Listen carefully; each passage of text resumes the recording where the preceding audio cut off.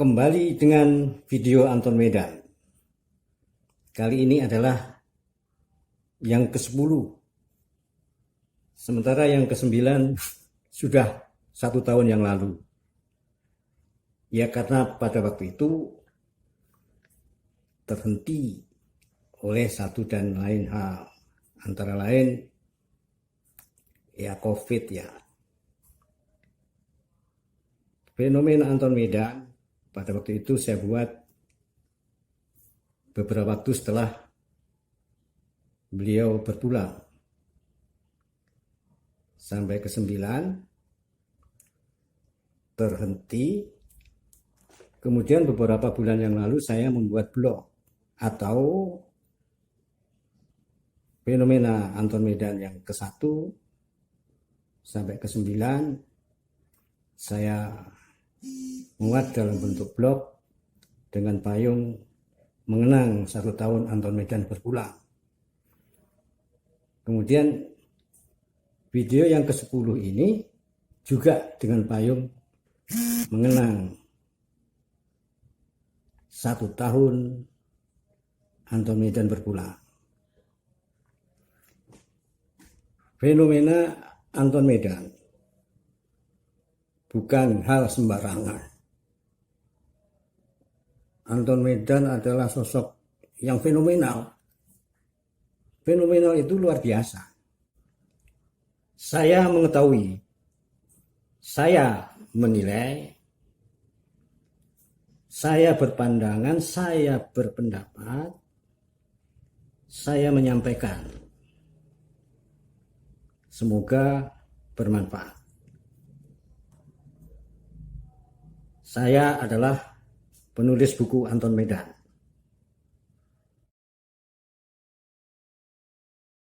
Itu yang pertama.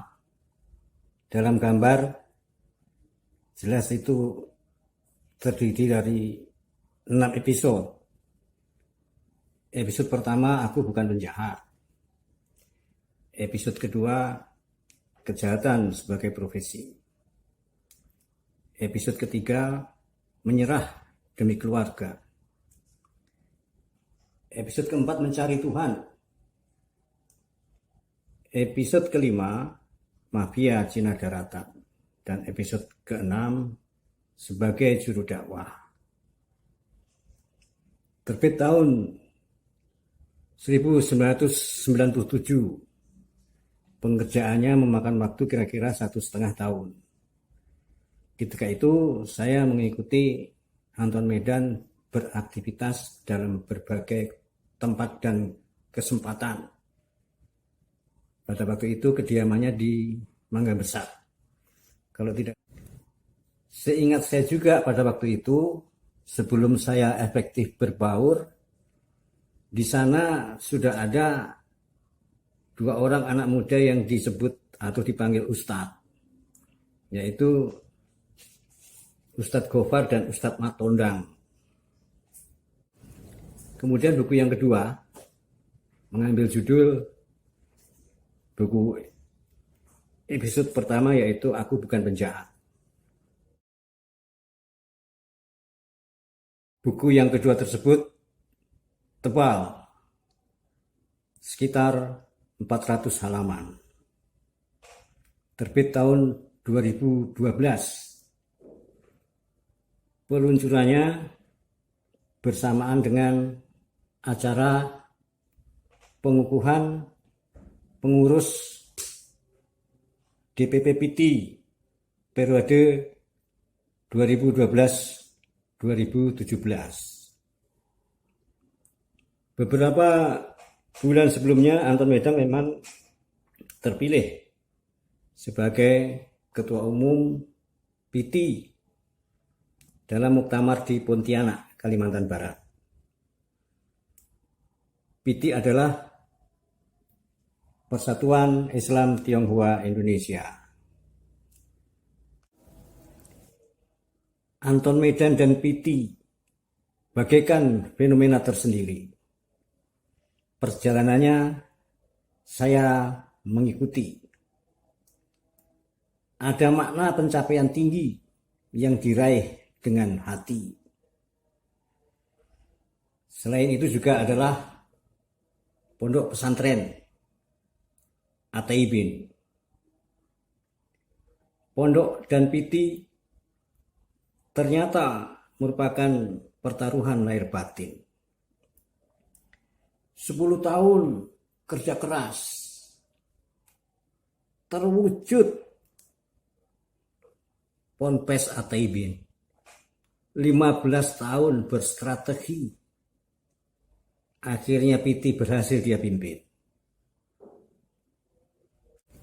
Anton Medan sosok yang fenomenal. Kaitannya dengan kesadaran perubahan. Sesuatu yang luar biasa itu fenomenal. Perjuangan Anton Medan jadi cerminan. Kesadaran perubahan yang puncak dihayatinya dengan sungguh-sungguh, meski hasilnya tidak sontak. Ada proses sulit yang penuh gejolak, meski kemudian hasilnya bisa membuat mata orang terbelalak. Lebih-lebih lagi saya yang mengikutinya, yang membaca pikiran dan sepak terjangnya. Akhirnya hanya bisa berkata, ini memang bukan orang biasa. Anton Medan itu tidak pernah terhanyut. Apa-apa yang diinginkannya tercapai. Apa-apa yang direncanakannya terwujud. Sementara mungkin orang biasa hanya bisa menggapai-gapai. Perhitungannya sangat matang dipertanggungjawabkan. Sering dikatakannya, sesungguhnya tak ada yang tak bisa. Tidak bisa itu mungkin cara atau tiadanya kesabaran. Anton Medan juga sangat mendukung produktivitas sumber daya manusia.